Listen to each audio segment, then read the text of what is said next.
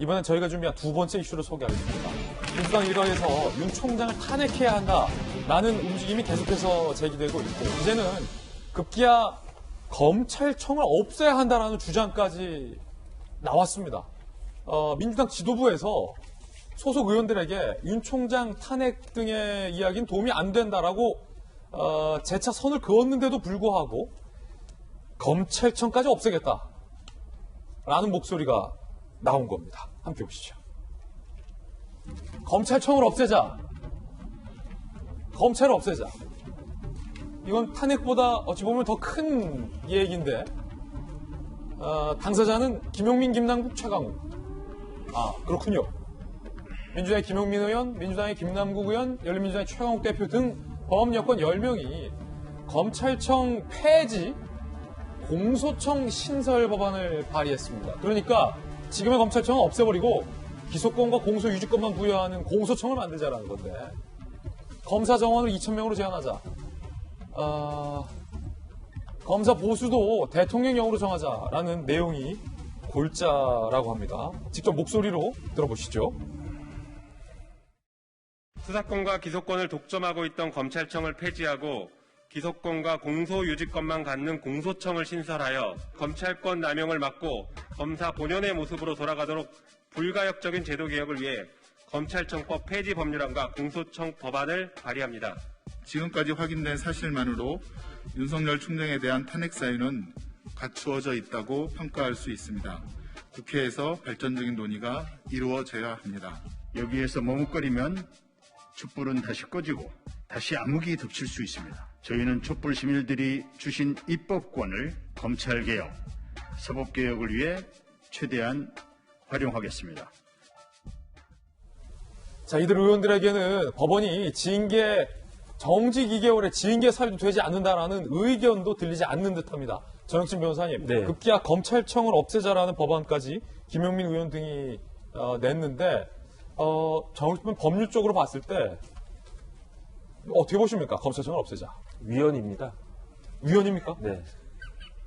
헌법 89조에 국무회의 관련된 규정이 있는데 그 중에 하나가 뭐냐면 검찰총장을 선임할 때, 지명할 때, 임명할 때 그 국무회의를 통하도록 되어 있어요. 그런데 헌법에 명시적으로 나와 있는 기관인 검찰총장을 일개 검찰청법을 폐지함으로써 없는 것으로 하겠다.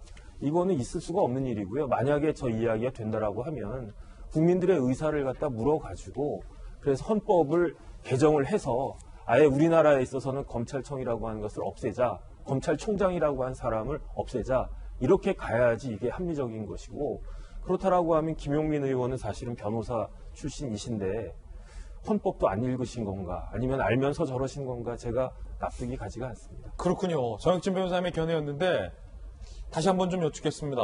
워낙 제가 듣다가 또 깜짝 놀라서 네. 검찰청법 폐지하자라는 김용민, 김남국 등 의원의 이 법안 발의가 위헌 요소가 있다라는 말씀이신 거죠, 분명히. 그러니까 제가 읽어드릴게요. 89조에 헌법이에요? 헌법입니다. 그냥 일반법이 아니고 예. 헌법의 다음 사항은 국무회의 심의를 거쳐야 한다 하면서 16호에 검찰총장, 합동참모의장 이렇게 해가지고 이런 사람들을 갖다가 임명할 때에는 그 국무회의 심의를 거치도록 헌법에, 다른 법도 아니고. 저 한번 봐도 될까요, 헌법? 어떤 부분입니까? 89조입니다. 89조. 네. 다음 사항은 국무회의에 거쳐야 한다고 되어 있군요. 검찰총장이 분명히 기재가 되어 있군요. 네, 16호입니다. 16호에 네. 위헌 요소가 있다라는 말씀이신 거죠? 헌법에 나와 있는 기관을 없애려고 하는 것은 말이 안 되죠. 법전 잘 봤습니다. 정익준 변호사님의 의견이었는데요. 야당에서는 어떻게 보십니까, 김 변호사님? 저는 어제 그 법안 발의하겠다고 하는 기자회견을 보고, 왜 우리가 게임을 할 때, 바둑을 두거나, 뭐, 장기를 두거나, 카드 게임을 할 때, 좀 막판에 밀리면 어떻게 하죠? 판을 뒤집어 버리죠? 예. 저는 어제 약간 그런 느낌이 들었어요. 그래서 이제는 하다 별걸 다 하는구나. 근데 과거에 어떤 국회에서 여당과 야당이 좀 한쪽이 과반을 넘지 못하고 대등하게 있을 때는 저런 발의라는 게 어떤 각 의원들의 독립적인 의견을 개진하는 정도로만 표현이 됐습니다. 그런데 지금은 사실상 여당이 170석을 넘게 갖고 있기 때문에 마음만 먹으면 뭐든지 추진할 수 있는데 그런 상황에서 저런 법을 발의해가지고 밀어붙인다고 하는 것은 저는 사실은 헌법에 대한 도전 또 국민들에 대한 협박이라고 생각이 됩니다.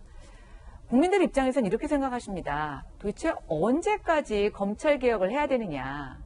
언제까지 검찰하고 싸울 거냐. 공수처만 되면 다 되는 거 아니었냐. 너희들 마음대로 또 대통령이 약속한 대로 공수처 이제 출범하지 않냐. 근데도 아직 안 끝났나? 너무 이제 힘듭니다. 민생이. 또 우리 주변에서 너무나 쉽게 코로나 환자, 확진자들을 발견할 수 있는데요. 이런 상황에서 국회는 정말 지구에서 떨어진 별나라 같다는 생각이 듭니다. 그쪽은 코로나도 걱정이 없고 월급도 걱정이 없고 도대체 땅 붙이고 사는 국민들 입장에서는 이제 검찰개혁 좀 너무 힘들다. 그만 끝냈으면 좋겠다는 생각이 들고 저분들에게는 여전히 검찰개혁이 윤석열 총장이 그만두는 날까지 검찰들이 자기 말을 듣는 데까지 이어져야 하는지 정말 저는 좀 한심하다는 생각이 듭니다. 예, 야당 지도부 김연아 전 의원의 견해였습니다.